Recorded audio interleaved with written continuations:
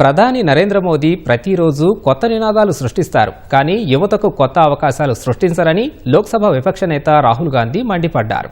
కేంద్రం ప్రకటించిన employment linked incentive పథకం ఒక జుమ్లా అని రాహుల్ అన్నారు. యువతకు భారీగా ఉద్యోగాలు కల్పిస్తామంటూ ఆ పథకం ప్రకటించి ఏడాది పూర్తయినా ఇప్పటికీ దాన్ని నిర్వహించలేదని, దానికి కేటాయించిన నిధులను వెనక్కి తీసుకున్నారన్నారు. దాన్ని బట్టి నిరుద్యోగ సమస్యపై ప్రధాని ఎంత చిత్తశుద్ధితో ఉన్నారో అర్థమవుతోందన్నారు. అదాని వంటి పెద్ద కార్పొరేటర్లని ప్రోత్సహించడం, స్వదేశీ నైపుణ్యాన్ని విస్మరించడం ద్వారా ఉద్యోగాలను సృష్టించలేమని రాహుల్ తెలిపారు. కోట్ల ఉద్యోగాలను సృష్టించడానికి ఎంఎస్ఎంఈలను ప్రోత్సహించడం, మార్కెట్లు, స్థానిక ఉత్పత్తి నెట్వర్క్లకు మద్దతివ్వాలని మోదీకి సూచించారు.